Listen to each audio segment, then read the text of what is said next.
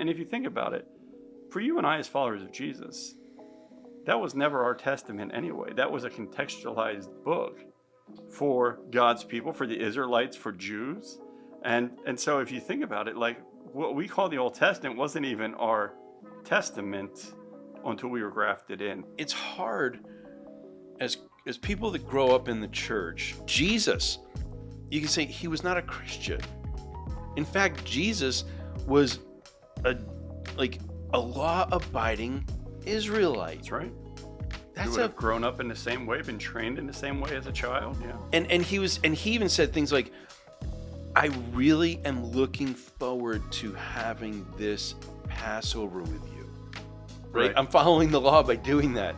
Or, going to synagogue, as was his custom. Yeah. It was important to him. Jesus did all this stuff before the cross. And it started to kind of like break some of my conceptions and stuff, Yep. About this law and grace as a hard break between the two ideas. That's right.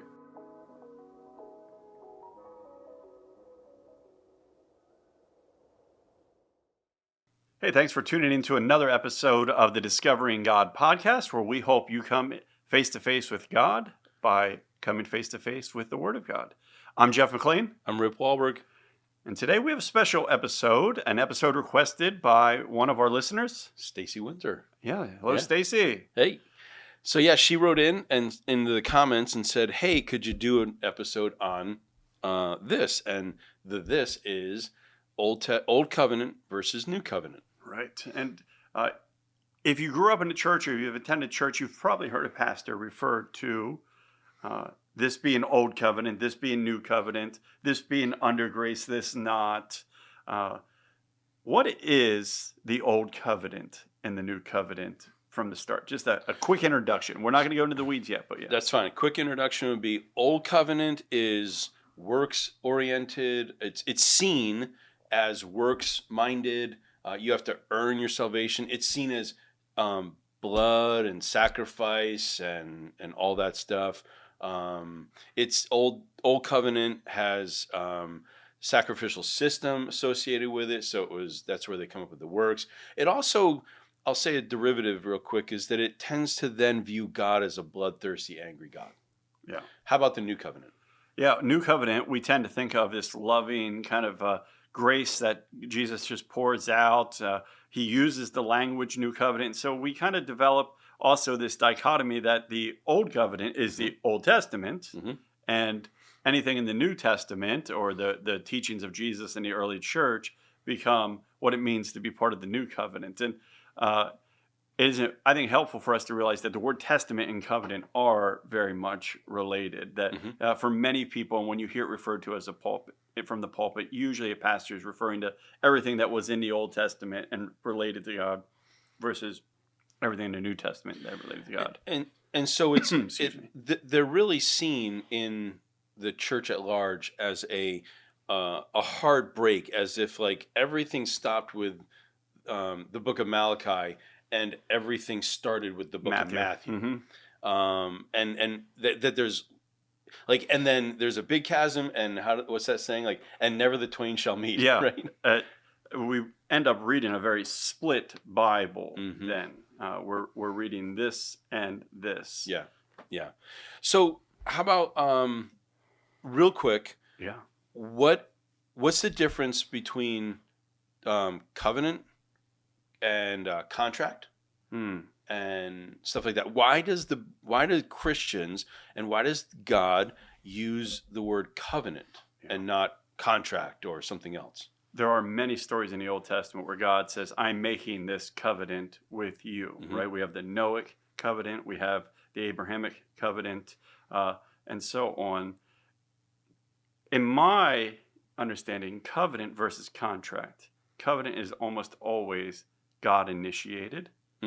But people are responsible to keep up their end and their bargain of it. What would you say? So real quick on that, did David and Jonathan not make a covenant? Good one.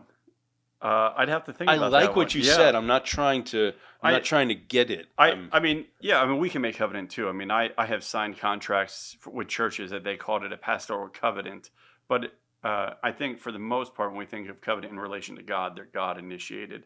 But that would have been a more horizontal covenant. Okay.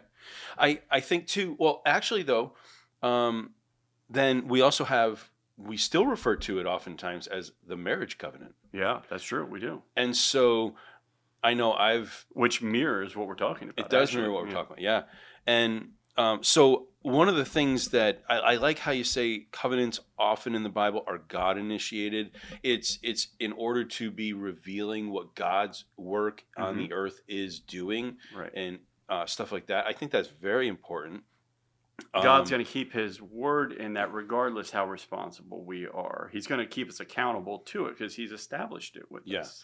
And there's a lot of stuff to the covenant and to the ancient Near Eastern pattern of a covenant that I think is very valuable, but I don't know that it's like necessary Right, for like a right king taking now. over a country The and all that. suzerain Yeah. stuff and whatnot, and also that. But here's the one thing that I think is really valuable: covenant versus contract. Covenant is they are made in blood, and therefore they are till death. Right, they are binding unto death Yeah, and I find that or unto fulfilled. Yeah. or until fulfilled, right? So I find it fascinating, not really scary, but just it's like covenant has a lot more punch in it, Yeah. and it's much more weighty and serious. Contract than even a feels legal. contract. We know how to get out of contracts legally, Yeah, and covenants you're not. this you're is not like getting you're out not of getting out of covenant. this.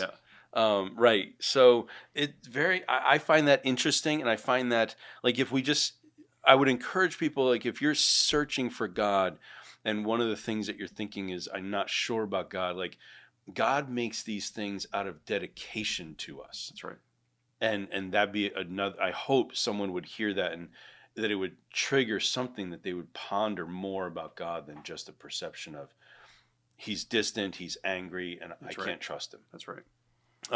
So Jeff, what are some? Oh, go ahead. Well, I was wanted going to say, something. there's certain verses that often get used. Is that where you were going? I was going there, right. but Yeah, yeah. there's certain verses that get used to uphold this dichotomy, or perhaps even create what is viewed as a dichotomy.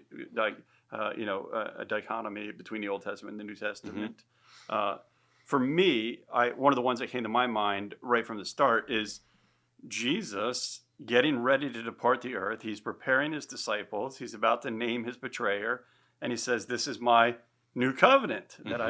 As if there's a new covenant and the old is no longer relevant. That is how it often feels or is interpreted Right. on a pulpit. What about for you? What are some of the verses that come for you? So if I going and looking at it and thinking back over how I've heard pastors preach it and whatnot in my lifetime, again, it's interesting that you can go into the Old Testament just to see where the Old Covenant was formed, Right. But you have to go into the New Testament to kind of go, why is there this perceived break? And so 2 Corinthians 5:17, if any man is in Christ, he is a new creation. Yeah. The old has passed, the new has come. And what scholars will do with that, and systematic theologians will do with that, is they'll say, oh, the old refers to the covenant, and the new refers to grace, right? And stuff like that.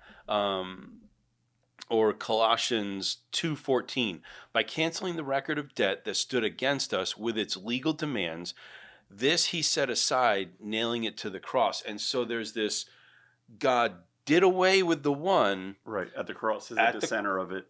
Yep. And up until that point, you had the old, and then right after the cross, now you have a new, and so forth. So there's the different things that oh, here's another one. This is one where you get into where you think it's law and grace, angry God. Romans 8:1. Paul really goes deep, heavy theology in Romans in ways that I don't even profess that I'm good at. Romans is a deep book. Holy smokes. And he says in Romans 8:1, therefore, there is now no condemnation for those who are in Christ Jesus. And so they'll focus heavy on this no condemnation, whereas before, as if to say, but before this, Before the now, God was looking to condemn you, except for the sacrifices. Almost as implicit, if not for the sacrificial system, God would have condemned you. That's right. So what do you, anything else that you see? Well, even looking at the Old Testament, we come across this passage in Jeremiah 31 that I've seen used sometimes. Jeremiah, a prophet, the weeping prophet, is walking intimately with God. And God tells him, the days are coming, declares the Lord, when I will make a new covenant with the people of Israel and the people of Judah. And I will put my law in their mind, and I will write it on their hearts. And then he goes on to explain what seems to be more of a spirit way of living, a spirit-filled way of living. And I've seen people use this as well. In no way is what we're talking about an easy thing to explain in 30 minutes either. Because if we would hop over, as I told you earlier, to Hebrews 8:13, there's this passage that the author of Hebrews, it's a sermon, he's writing a sermon, writes he has made the first one obsolete, meaning the first covenant, right. And it's outdated and will soon disappear. And so there is this tension in the passages, that we need to be aware of. There is some kind of distinction, right? Especially for us as non-Jewish believers, right? The other thing I think is that we do is we focus on great salvation by grace, and we think there was that then, so we say a prayer and this is how you actually get saved. They had it wrong in the Old Testament, but we know now this is actually how you get saved. Yeah. And then there's that saved so you can go to heaven when you die. Right. Right. So otherwise you sit in God's waiting room and for the rest of your life, so to speak.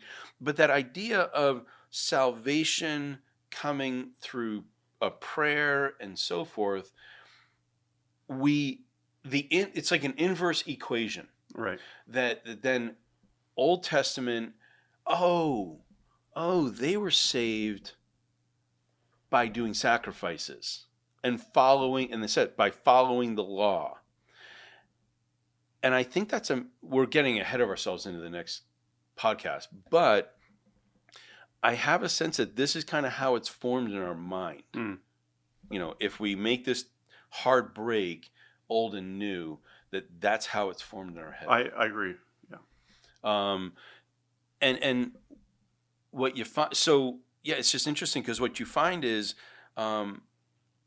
they never thought about the law. They never thought the law was going to save them. Right. That's been something even for me as I'm studying Old Testament to begin to get my mind around. Nor did they have a concept of eternal life in the way that we do in the New Testament. There was certainly hints at it, but heaven and hell are not a conversation point in keeping with the old law, right? You're not doing this act of salvation for eternal life. You're doing it out of relationship with God. Wouldn't it be great to have John Golden get here on that? Like the idea of heaven and hell. Go ahead. You want to say who he is? Oh, yeah. Great professor, Anglican pastor and theologian. He wrote a book, which if you had the time to read, I'd recommend. It's called Do We Really Need the New Testament? Which is meant to grab our attention. It's not displaying the New Testament as not needed, but most of what appears in the New Testament, what Jesus teaches, has already been hinted at in the Old Testament. In fact, he has a few points, if you don't mind if I'll run them down real quick. He says the New Testament actually, based on how many cross-references there are, encourages us to get wisdom from the Old Testament. Jesus isn't all God had to say. He says that far too often, especially from the pulpit, we've tried to fit our Trinitarian Christocentric view of the New Testament into the literature of the Old Testament. And in doing so, while it's important to see how it points to Jesus and Jesus is the fulfillment of it, we actually erase or make docile some of the things that God is saying. So Jesus isn't the only thing that God has to say. God has a lot of things to say in the Old Testament. He also says that in both Testament, God is one who loves people. The actions behind everything is love. Or think about it. Jonah, when Jonah's running, he goes, God, I knew you were going to pour your love out on Nineveh, right? And so we get this act of love. He says it's not true that the Old Testament offers a partial or incomplete or imperfect revelation. And that's an important thing for us to take away. He also says it's not true that the Old Testament is a religion of law and the New Testament a religion of grace, which is what you're talking about right here. Right. He says this is a misunderstanding, and I don't follow the practice of referring, he says, to the Old Testament as just the Old Testament. And if you think about it, for you and I as followers of Jesus, that was never our testament anyway. That was a contextualized book for God's people, for the Israelites, for Jews. And so if you think about it, like what we call the Old Testament wasn't even our testament until we were grafted in. So it's just funny that we call it an Old Testament. Well, can I jump in Yeah, there for a please sec? do it. And but keep your place. Okay. But that, so I'm thinking like it's hard as people that grow up in the church, and whether you're following in the church or not right now,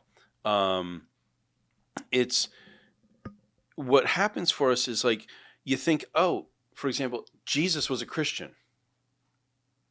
Yeah. Think about that for a second. Like That's how it's an people automatic yeah. assumption, and then we might even extend that and go, oh, well, Abraham was a Christian too, and then you take it even further. And I mean, when I grew up, just having had Bible because teaching, they're part of the story. because they're part of the book, right? Yeah. Oh, Adam and Eve were Christians. It's like Adam and Eve were not Christians. Right. Abraham was not a Christian. However, you obviously acknowledge Abraham is in Hebrews in the great faith chapter. Right. It's a different type of the conversation. For sure. And Jesus, you can say he was not a Christian. In fact, Jesus was a law-abiding Israelite. That's right.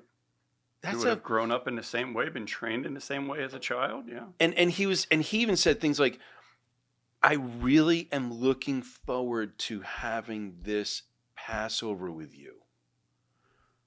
Like upholding the Oh tradition. wait, I'm following the law.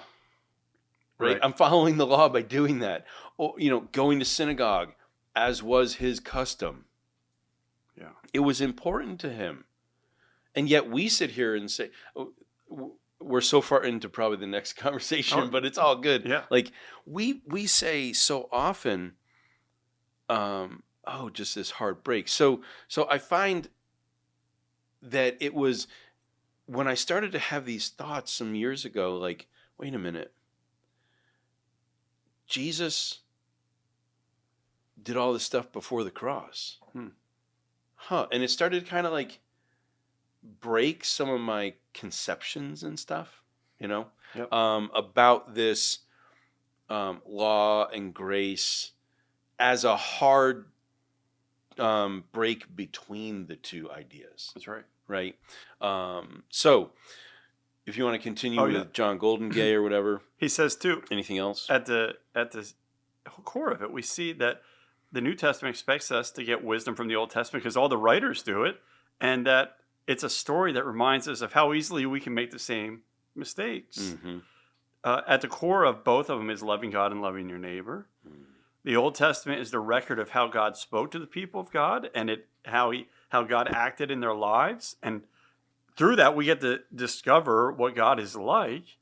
And he also makes the point that the Old Testament is designed to not tell theological points as much as designed to transform our lives through story. Mm-hmm. And it remains active in doing so. Jesus says quite adamantly, I didn't come to get rid of it, to abolish it, but to fulfill it, to bring it into great aliveness in me. You know what I mean? Right. I think when we look at, so let's take a moment maybe and also consider, where did the idea of Old Covenant come from? Yep. Well, it's the Mosaic Covenant. Mm-hmm. And that started all within Mount Sinai. That's right. Right? So that starts basically you can't sit there and say this is the passage and you point to one passage for the old covenant. You kind of have to look at it as if you're going to talk about it as the law, then you have to talk about it as a section of the Bible, which is pretty much 3.5 of the first 5 books of the Bible, right? So Exodus through Deuteronomy, and you have everything in there. And so what we come away with is God established the law for them to follow these things like verbatim. And that's then where you start getting this idea of it was about works. They had to follow actions and behaviors, and they must have had to follow it perfectly. John Walton has a good book on this too. There are some things in it that I still question a little bit, but ultimately he wrote a book. It's worth looking at. It's worth thinking upon. Is The Lost World of the Torah. And in it he talks about how did they actually view it versus how we think we view it. Right. They didn't interpret it, from my finding, quite as literal as we think they did. And it was more of trying to find God's heart and intent behind the matter. Mm-hmm. You know, atheists and people that struggle with faith often say, how can God demand some of the things he does in the law, like stoning this person for this? But when you read the writings of the rabbis, a lot of that stuff, though it was the high ideal or the raised bar, they actually never stoned people for that thing, right. Not many times anyway. The idea was this is what perfection lives, and a realization that we'll never actually get there. Mm-hmm. Yeah, and so we think about it as sort of God says, "Be perfect, like I am perfect," right? And then out of that, it's be perfect as in follow all the commands, 632 or 613. Follow them all and never miss it. And then we teach from there. See who could ever follow all 613 perfectly. And then we automatically make this jump into New Testament, Ephesians 2, 8, and 9, and the other passages we've referenced now, right? You're not saved, but we focus on you're not saved by, and we think they were trying to be saved by the law. Yeah. So which is broad term for Old Covenant, right? The whole law was the Old Covenant. I love how, when we were talking about this before, one of the notes that you made was when we make that split, or we believe it was this way and now it's this way, and that this almost holds no relevance to us anymore. You said it's like God woke up one day and said, this isn't working. Yeah. And we need a plan B. You want to say a little bit more about that? I mean, I think that's a really accurate way of describing the problem of the dichotomy that we make here. Yeah, it's as if well, just that, I think. Like, God woke up one day and was like, oh, shoot, I thought this was a good idea, but it looks like it's not working. So, we need a plan B. And then all of a sudden, it's like it's as if then we're projecting onto God that he's sitting there going, maybe a plan B would be, instead of making him work for it, if I give it to him for free. Yeah. And it's just like as if God made a mistake. And it's no wonder people have a disconnect then, because that's the hermeneutic we've used to interpret the Old Testament. That is the hermeneutic we've used. It's now, what's interesting is that belief, think about this for a sec, that belief that the Old Testament was about works is more of a, what would I want to call that? Let's just use the word, it's more of a pagan idea of the gods than it is the biblical idea of Yahweh. And God is sitting there saying, no, I'm showing myself to you that I am distinct from these other gods. The ancient Near East concept of the gods, remember, was the gods created humans to do the bidding. to do the bidding. We should use one of those fill in the blank games to do the work that they no longer wanted to do. Right. And then used as pawns in between their warring. Correct. Used as pawns, and then it's if I didn't do the work right and I didn't get what the God was supposed to give me if I did it right, then what did I do wrong and how do I do it right next time? When people struggle with what to do with the law, I tell them, God always has a way of speaking to us in ways that are relevant to the context that we're in. And if we think about, there's a point where God's people say, we want a king. He says, no, you really don't want a king. No, we really want a king to rule us and tell us what to do. And he says, fine then.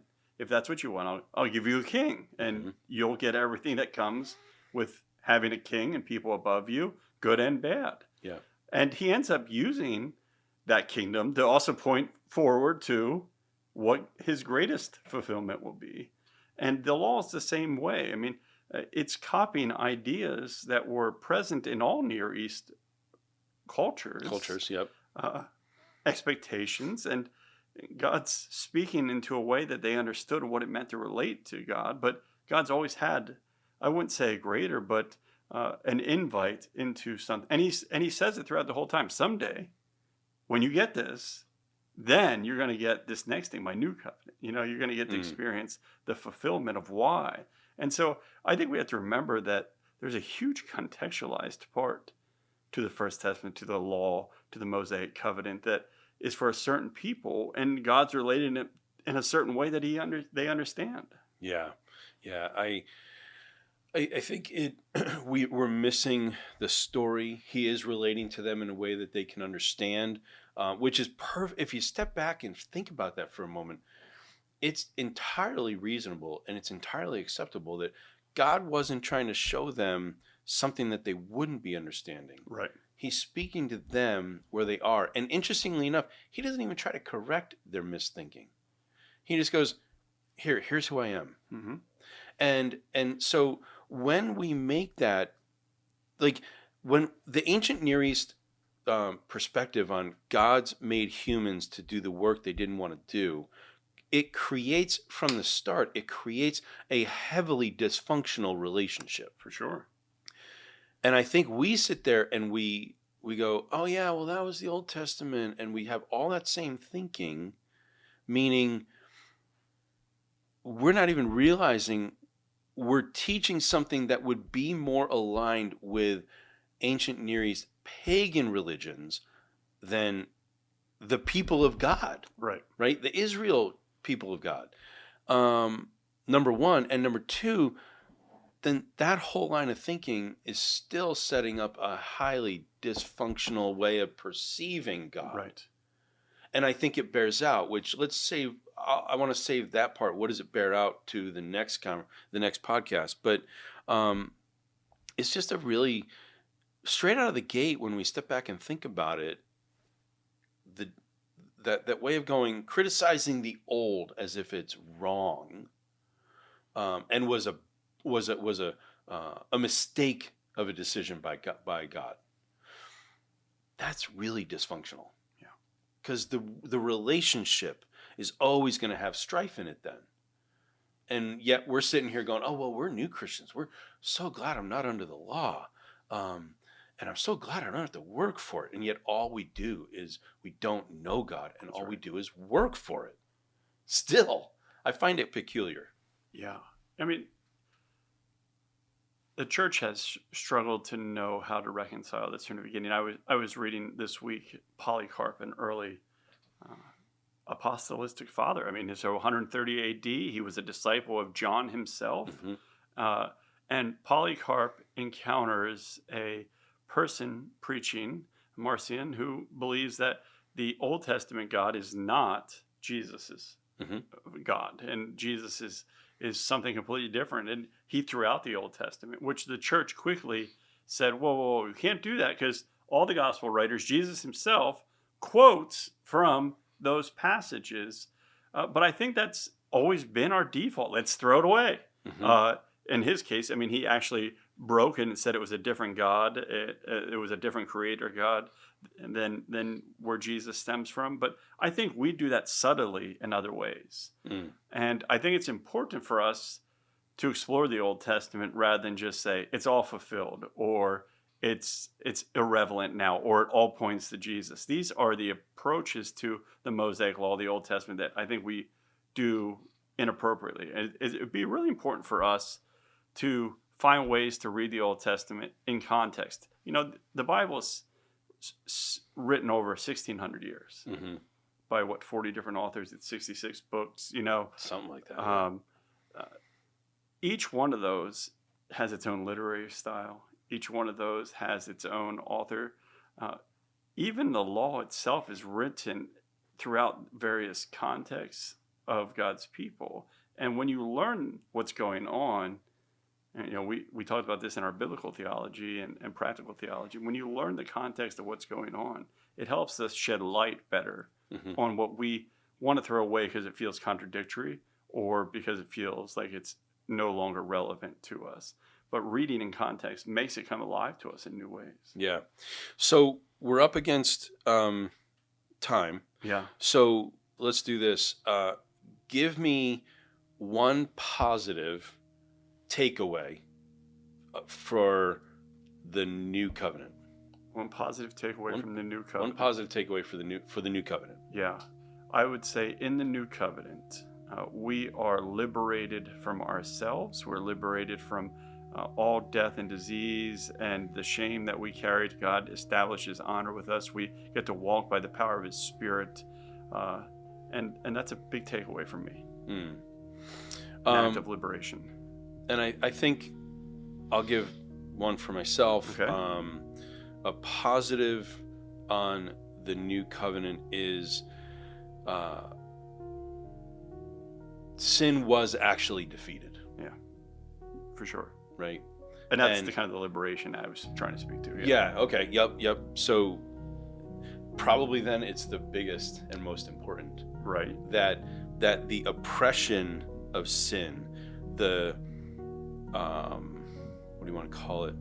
The tendency of and the I can't get this off of me. I am powerless.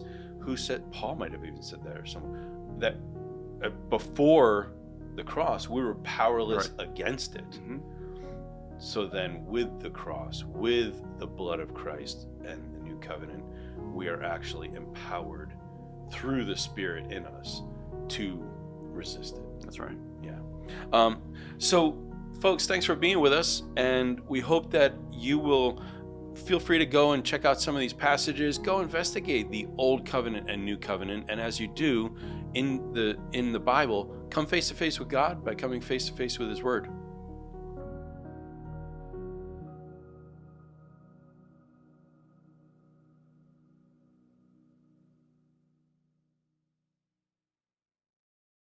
We hope you enjoyed another episode of the Discovering God podcast.